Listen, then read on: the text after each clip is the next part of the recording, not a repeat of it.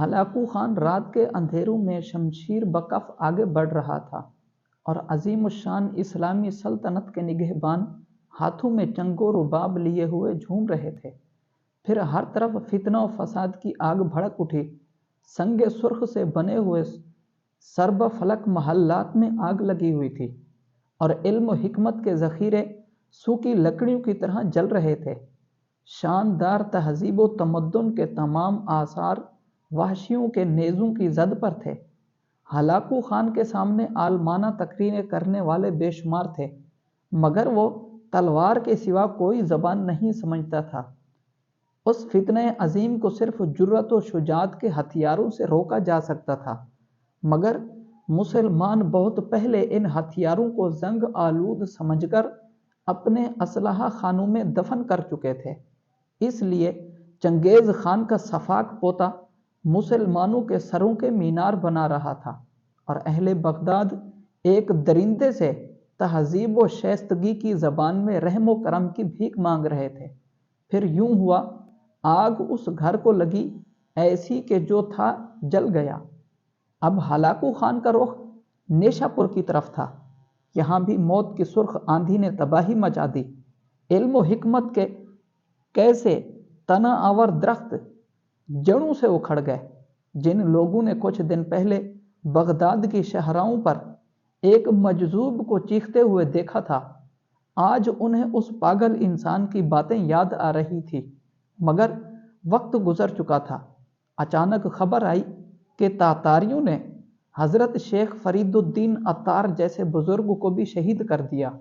معرفت کا یہ مینار کیا گرا کہ گھروں میں سہمے ہوئے مسلمان موت کے خوف سے کانپنے لگے۔ اب ان کے درمیان سے وہ شخص بھی اٹھ گیا تھا جس کی دعائیں آسمان پر سنی جاتی تھی۔ دوسری جان گداز خبر آئی کہ حضرت شیخ نجم الدین کبریٰ رحمۃ اللہ علیہ نے بھی جام شہادت پی لیا۔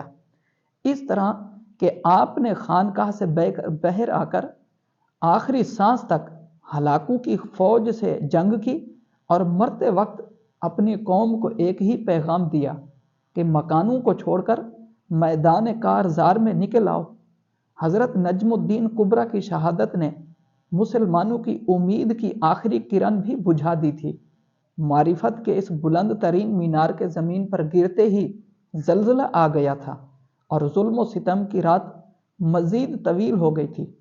خون کا سیلاب راستہ بناتا ہوا مسلمانوں کے سرسبز و شاداب علاقوں سے گزر رہا تھا۔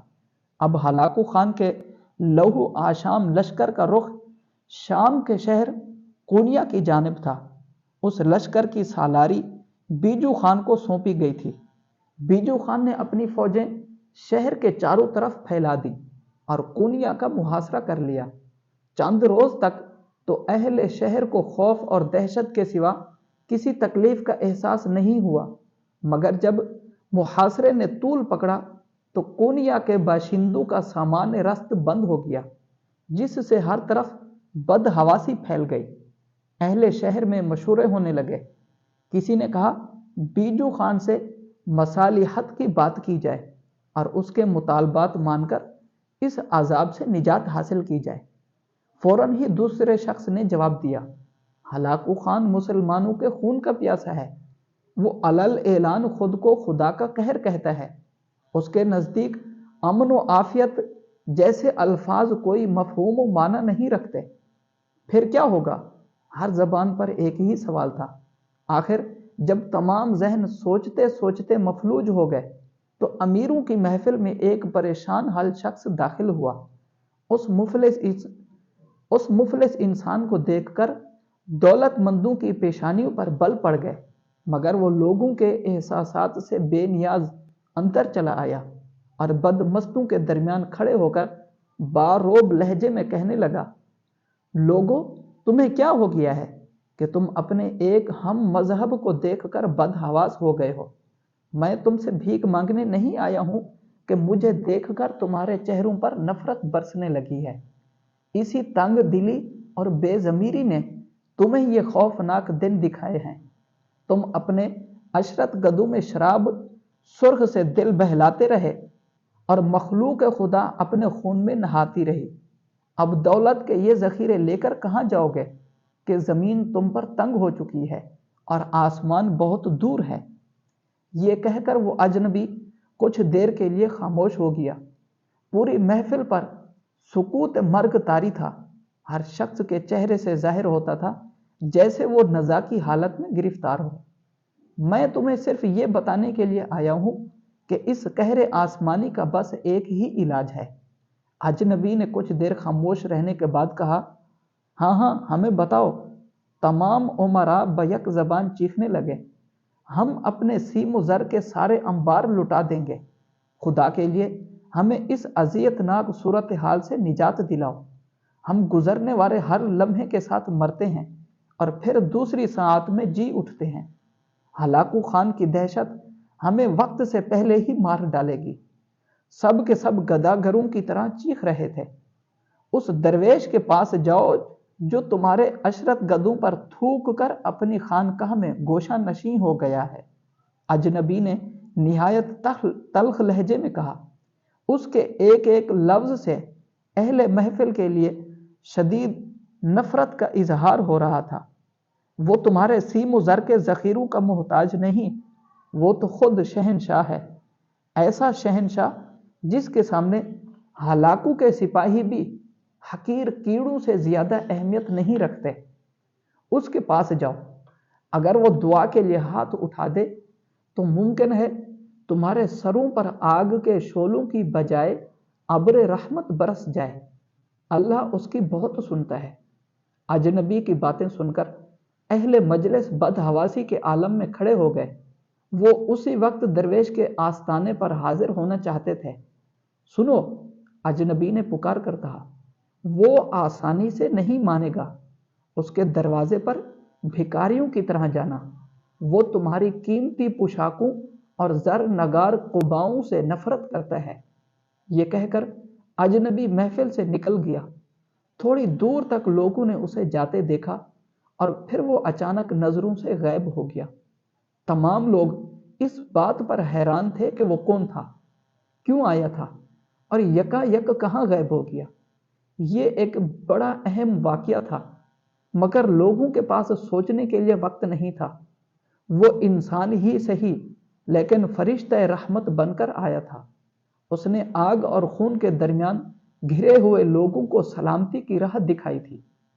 اب کونیا کے معززین اور شرفاء کی جماعت اس درویش کے آستانے کی طرف بڑھ رہی تھی۔ فاصلے ختم ہوئے، اجازت طلب کی گئی۔ درویش فطرتاً مہمان نواز تھا۔ اس نے اپنے ہم وطنوں کو اندر بلا لیا۔ لوگ کانپتے قدموں سے درویش کے روبرو پہنچے۔ ان کی آنکھوں کی پتلیاں لرز رہی تھی اور چہرے موت کے خوف سے زرد تھے۔ بعض نے بڑی ہمت کا مظاہرہ کرتے ہوئے اپنے آنے کا مقصد بیان کیا، مگر اس طرح کہ ان کی آوازیں لرز رہی تھی۔ میرے پاس کیوں آئے ہو؟ درویش نے بیزاری کے لہجے میں کہا، اس کائنات میں میری کیا حیثیت ہے؟ تم اس کی بارگاہ میں کیوں نہیں گئے جو لوح محفوظ کا مالک ہے، جس کے ایک اشارے پر تقدیریں بنتی اور بگڑتی ہے؟ شیخ، وہ ہماری نہیں سنتا۔ کونیا کے عمراء نے رقت امیز لہجے میں کہا، ہم بہت گناہ گار ہیں، ہمارے لیے در توبہ بند ہو چکا ہے۔ یہ سب غلط ہے۔ اگرچہ درویش کے ہونٹوں پر ہر وقت ایک دل نواز تبسم نمایاں رہتا تھا، مگر وہ کونیا کے عمراء کی بات سن کر یکا یک غضبناک ہو گیا۔ کوئی نہیں جانتا کہ در توبہ کب بند ہوگا۔ جاؤ، اسی کو پکارو، وہی اپنے بندوں کی سنتا ہے۔ اگر وہ نہیں سنے گا تو پھر اس کائنات میں کون سننے والا ہے؟ عمراء نے محسوس کر لیا کہ درویش اپنا دامن بچا رہا ہے۔ اجنبی نے انہیں پہلے ہی خبردار کر دیا تھا کہ درویش آسانی سے ان کی بات نہیں مانے گا، اس لیے وہ مزید گریہ زاری کرنے لگے۔ آسمان سے ہماری فریادوں کا جواب نہیں آتا۔ شیخ، ہم تیرے آستانے سے واپس نہیں جائیں گے۔ اگر موت ہمارا مقدر بن چکی ہے تو پھر ہم تیرے قدموں میں مر جانا پسند کریں گے۔ تم نے دیکھا کہ شیخ فرید الدین عطار شہید کر دیے گئے۔ حضرت نجم الدین کبریٰ رحمۃ اللہ علیہ اپنے خون میں نہا کر خالق حقیقی سے جا ملے۔ میں تو ان کے قدموں کی خاک بھی نہیں ہوں، پھر تمہارے لیے کس طرح دعا کروں؟ کیسے کیسے پارسا اس فتنہ عظیم میں زندگی سے محروم ہو گئے۔ جب ان کی دعائیں قہر آسمانی کو نہ روک سکیں تو پھر میں کس شمار میں ہوں؟ درویش بڑے دردناک لہجے میں اپنی عاجزی کا اظہار کر رہا تھا، مگر لوگ اس کی بات سننے کے لیے تیار نہیں تھے۔ انہیں صرف اپنے جان و مال کی فکر تھی۔ وہ درویش کے سامنے بہت دیر تک گریہ زاری کرتے رہے۔ آخر درویش مجبور ہو گیا، اس سے مخلوق خدا کی چیخیں نہیں سنی جاتی تھی۔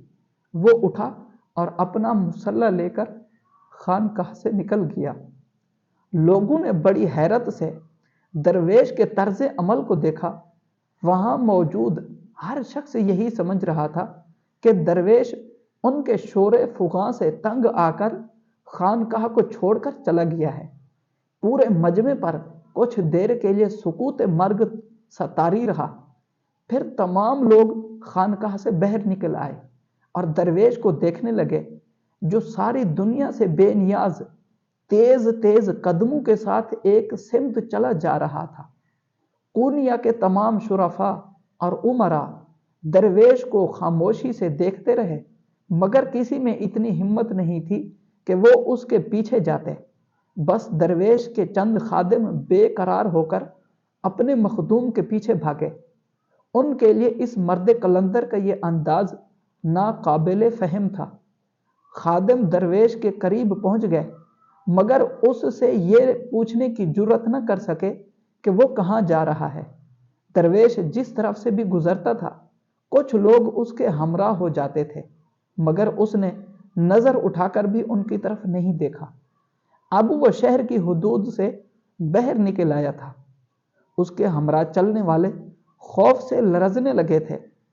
سامنے ہلاکو کے سپہ سالار بیجو خان کا لشکر نظر آ رہا تھا۔ درویش یکا یک مڑا اور ان لوگوں سے سخت لہجے میں مخاطب ہوا، تم اپنے گھروں کو واپس جاؤ، کیا یہ کوئی تماشا ہو رہا ہے؟ اس قہر آسمانی سے خدا کی پناہ مانگو۔ یہ کہہ کر درویش آگے بڑھا۔ اس کا انجانہ سفر دوبارہ شروع ہو گیا۔ ساتھ جانے والے اسی مقام پر رک گئے جہاں اس نے ٹھہر جانے کا حکم دیا تھا۔ درویش آگے بڑھتا رہا، یہاں تک کہ وہ منگول لشکر کے قریب تر ہوتا چلا گیا۔ تمام اہل شہر اور خادم جو اس وقت وہاں موجود تھے، خوف و دہشت سے کانپنے لگے۔ درویش کا ناتواں جسم منگول تیر اندازوں کے نشانے پر تھا۔ تاتاریوں کے ترکش سے نکلا ہوا ایک تیر بھی درویش کا کام تمام کر سکتا تھا، مگر وہ مرد خدا آج ہر شے سے بے نیاز تھا۔ اس کے قدم تیزی سے اٹھ رہے تھے۔ پھر وہ قونیہ کے ان باشندوں کی نظروں سے اوجھل ہو گیا جو اسے بیجو خان کے لشکر کی طرف بڑھتے ہوئے دیکھ رہے تھے۔ فاصلے مزید کم ہو گئے تھے۔ درویش ایک بلند ٹیلے پر چڑھنے لگا۔ اس ٹیلے کی دوسری طرف تاتاریوں کا لشکر خیمہ زن تھا۔ درویش چوٹی تک پہنچا، پھر اس نے اپنے اطراف پر نظر ڈالی۔ دور تک منگول سپاہی بکھرے ہوئے تھے اور نگاہوں کے سامنے سپہ سالار بیجو خان کا خیمہ تھا، جو دوسرے خیموں سے زیادہ وسیع اور نمایاں نظر آ رہا تھا۔ درویش نے ٹیلے پر مسلح بچھا دیا، ایک لمحے کے لیے آسمان کی طرف دیکھا اور نماز کی نیت باندھ لی۔ ابھی چند ساعتیں بھی نہیں گزری تھی کہ کسی تاتاری کی نظر درویش پر پڑی۔ اس نے اپنے دوسرے ساتھی سے کہا، پھر دیکھتے ہی دیکھتے سینکڑوں منگول سپاہی ٹیلے کی طرف متوجہ ہو گئے، جہاں ایک مسلمان اپنے اللہ کی عبادت میں مشغول تھا۔ دشمن فوجی اس کی عبادت کا مفہوم تو نہیں سمجھ سکے، مگر انہیں یہ خیال ضرور ہوا کہ وہ کوئی مسلمان جاسوس ہے جو بیجو خان کے لشکر کی مخبری کرنے آیا ہے۔ اس خیال کے پیدا ہوتے ہی منگول سپاہیوں میں ہلچل مچ گئی۔ اگرچہ درویش تنہا تھا، لیکن جنگی اصول کے مطابق اس کی موجودگی نہایت خطرناک تھی۔ سپاہیوں نے اپنے کاندھوں پر لٹکتی ہوئی کمانیں اتار لی، برق رفتاری کے ساتھ تیر چڑھائے، پوری قوت کا مظاہرہ کیا، مگر کوئی ایک کمان بھی نہ کھینچ سکی۔ تنگ آ کر کچھ سپاہیوں نے اپنے گھوڑوں کو استعمال کرنا چاہا تاکہ ٹیلے پر پہنچ کر مسلمان درویش کو تلواروں سے قتل کر ڈالے، لیکن اس وقت منگول سپاہیوں کی بے چارگی قابل دید تھی جب ان کے گھوڑے اپنی جگہ سے جنبش تک نہ کر سکے۔ تاتاریوں نے بے زبان جانوروں کو پیٹنا شروع کر دیا۔ فضا میں گھوڑوں کی چیخیں بلند ہوتی رہیں، مگر ان سے ایک قدم بھی آگے نہ بڑھایا جا سکا۔ بڑی عجیب صورتحال تھی۔ سارے لشکر میں ایک ہنگامہ سا برپا ہو گیا۔ سپاہیوں کا شور سن کر بیجو خان بھی اپنے خیمے سے باہر نکل آیا۔ سپاہیوں سے اس ہنگامے کا سبب دریافت کیا تو بے شمار انگلیاں ٹیلے کی طرف اٹھ گئی، جہاں درویش اب بھی اپنے خدا کے آگے ہاتھ باندھے کھڑا تھا۔ یہ کیسی دیوانگی کی باتیں ہیں؟ بیجو خان نے چیخ کر کہا، کوئی بھی ذی ہوش انسان تمہاری احمقانہ گفتگو پر یقین نہیں کر سکتا۔ یہ کہہ کر بیجو خان نے ایک سپاہی سے تیر کمان طلب کیا۔ وہ ایک ماہر تیر انداز تھا۔ ہلاکو کے پورے لشکر میں اس کی یہ صفت مشہور تھی۔ تمام سپاہی حیران و پریشان بیجو خان کی طرف دیکھ رہے تھے۔ ان کی سانسیں رکی ہوئی تھی اور ذہنوں میں ایک ہی خیال گردش کر رہا تھا کہ اگر منگول سپہ سالار مسلمان جاسوس کو ہلاک کرنے میں کامیاب ہو گیا تو پھر قیامت ٹوٹ پڑے گی۔ وہ اس کی وحشیانہ عادتوں سے واقف تھے۔ آخر بیجو خان نے اپنی کمان کھینچی اور ایک قہر آلود نظر ان سپاہیوں پر ڈالی جن کا یہ دعویٰ تھا کہ وہ اپنی کمانیں کھینچنے سے عاجز رہے تھے۔ سپاہیوں کی جان پر بن آئی تھی اور اب انہیں اپنی موت صاف نظر آنے لگی تھی۔ بیجو خان نے پوری طاقت سے کمان کھینچی، پھر فضا میں ایک مخصوص آواز ابھری اور ترکش سے تیر چھوٹ گیا۔ منگول سپاہی پتھرائی ہوئی آنکھوں سے تیر کو دیکھ رہے تھے۔ چند ثانیوں کی بات تھی۔ تاتاریوں کا خیال تھا کہ دوسرے ہی لمحے مسلمان جاسوس کی لاش ٹیلے کی بلندی سے زمین کی پستیوں میں چلی جائے گی، مگر ایسا نہیں ہوا۔ بیجو خان کا چھوڑا ہوا تیر درویش کے قریب سے نکل گیا۔ منگول سپہ سالار کا چہرہ احساس ندامت سے زرد ہو گیا۔ نشانہ چوک جانے پر وہ ناقابل بیان اذیت و کرب میں مبتلا تھا۔ شدید غضب کے عالم میں اس نے ترکش پر دوسرا تیر چڑھایا۔ اس بار کمان کو یہاں تک کھینچا کہ اس کے ٹوٹ جانے کا خطرہ پیدا ہو گیا تھا۔ نشانہ درست ہوتے ہی بیجو خان نے تیر چھوڑ دیا، مگر اس مرتبہ بھی وہی ہوا۔ تیر سیدھا نشانے پر تھا، مگر درویش کے قریب پہنچتے ہی کٹ کر دوسری طرف نکل گیا۔ سبحان اللہ۔ اس کے بعد سپہ سالار بیجو خان اپنے ہوش و حواس کھو بیٹھا۔ پھر اس نے مسلمان جاسوس پر تیروں کی بارش کر دی، لیکن ایک تیر بھی درویش کے جسم کو نہ چھو سکا۔ انتہائی تیش کے عالم میں بیجو خان نے کمان اٹھا کر سپاہی کے سر پر دے ماری اور تیزی سے اپنے خیمے میں داخل ہو گیا۔ تلوار نکالی اور دوبارہ خیمے سے باہر آیا۔ وہ مسلمان جاسوس کو اپنے ہاتھ سے تہ دیگ کرنا چاہتا تھا۔ بیجو خان غضبناک حالت میں آگے بڑھا، مگر بمشکل تمام تھوڑی ہی دور جا سکا تھا کہ اچانک منگول سپہ سالار کو محسوس ہوا جیسے زمین نے اس کے پاؤں پکڑ لیے ہوں۔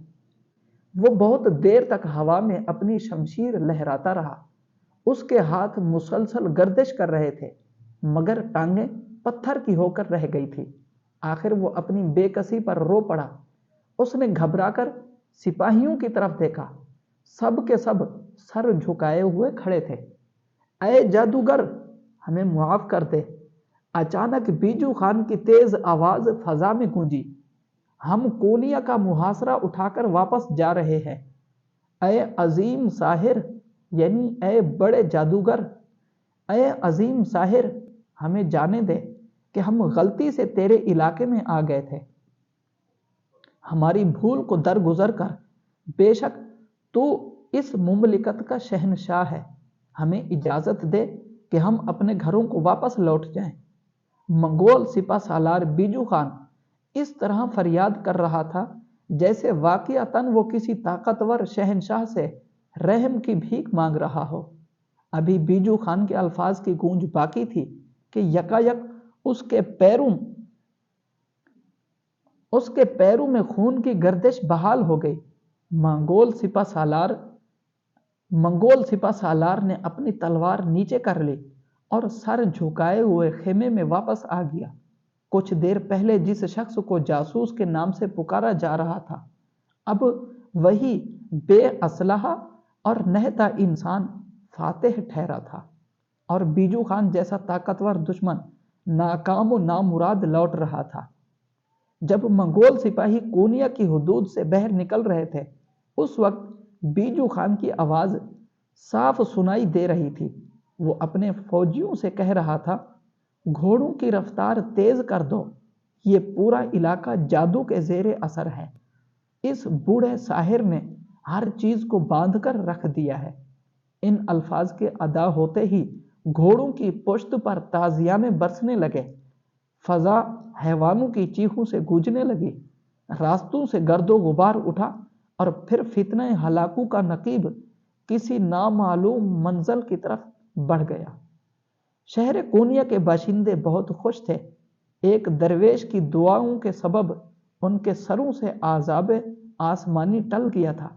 درویش اپنی خانقاہ کی طرف آیا تو انسانی ہجوم نے اسے گھیر لیا۔ لوگ اپنی عقیدت کا اظہار کرنے کے لیے اس کے ہاتھوں کو بوسہ دینا چاہتے تھے، مگر وہ ان تمام رسموں سے بیزار تھا۔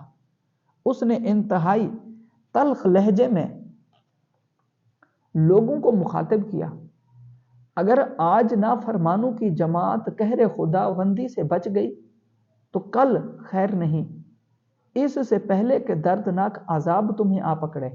اپنے گناہوں سے توبہ کر لو، بے خبروں کے لیے وقت کا ہر لمحہ رہزن ہے۔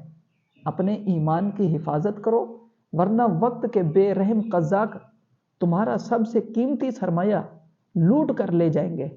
یہ کہہ کر درویش خانقاہ میں چلا گیا اور اندر سے دروازہ بند کر لیا۔ مریدوں اور خدمت گاروں نے سنا وہ اپنے رب کے حضور ہچکیوں سے رو رہا تھا، اے عزیز و جلیل، تو نے دنیا کے سامنے میری شرم رکھ لی، ورنہ یہ گناہ گار تو رسوا ہو چلا تھا۔ اگر میں اپنی جان بھی نذر کر دوں تو تیرے اس احسان کا شکریہ ادا نہیں کر سکتا۔ جن کی دعاؤں کے سبب شہر کونیا فتنہ ہلاکو سے محفوظ رہا، جانتے ہیں وہ کون تھے؟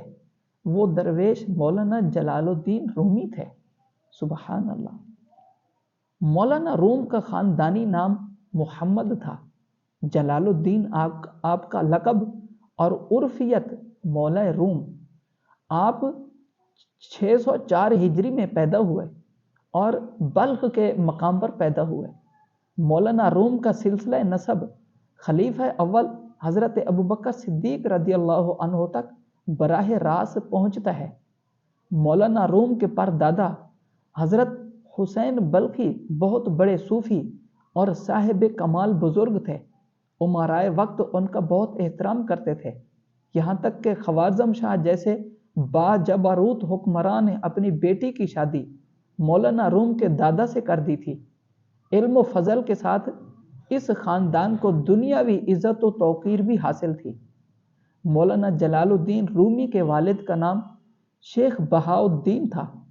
ان کے مریدوں میں سید برہان الدین ایک نامور عالم تھے، اس لیے مولانا روم کی تربیت کی ذمہ داری سید برہان الدین کے سپرد کی گئی۔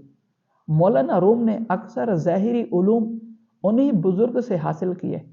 تقریباً 19 سال کی عمر میں مولانا روم اپنے والد محترم کے ساتھ پورنیہ شہر تشریف لے آئے۔ کچھ دن بعد آپ سایہ پدری سے محروم ہو گئے۔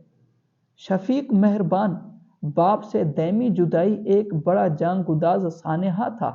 مگر اللہ نے مولانا روم کو صبر و ضبط کا حوصلہ عطا فرمایا۔ آپ نے اس غم سے نجات پانے کے لیے خود کو کتابوں میں گم کر دیا۔ پھر 629 میں ہجری میں جب مولانا روم کی عمر 25 سال تھی، آپ نے مزید تحصیل علم کے لیے شام کا رخ کیا۔ یہاں آپ 7 سال تک مقیم رہے اور مسلسل اپنے علم میں اضافہ کرتے رہے۔ پھر قونیہ واپس آ گئے۔ ساتھ ہی ان دنوں آپ کے استاد معظم سید برہان الدین بھی تشریف لے آئے۔ پھر مولانا روم کا امتحان لیا گیا۔ جب سید صاحب کو یقین ہو گیا کہ ان کا شاگرد ظاہری علوم کی تکمیل کر چکا ہے، تو پھر ایک دن فرمایا، مخدوم زادے، اب وقت آ گیا ہے کہ میں تمہارے والد کی امانت تمہیں لوٹا دوں۔ اس کے بعد سید برہان الدین نے آپ کو اپنا مرید کیا اور تقریباً 9 سال تک روحانی تعلیم دیتے رہے۔ سید برہان الدین ایک باہوش بزرگ اور بنیادی طور پر ایک عالم و فاضل شخص تھے، اس لیے طویل تربیت کے بعد بھی مولانا روم کی زندگی پر عقل کا رنگ غالب رہا۔ دراصل سید صاحب یہی چاہتے تھے اور وہ اپنی کوششوں میں کامیاب بھی رہے۔ مولانا روم فطری طور پر ذہین ترین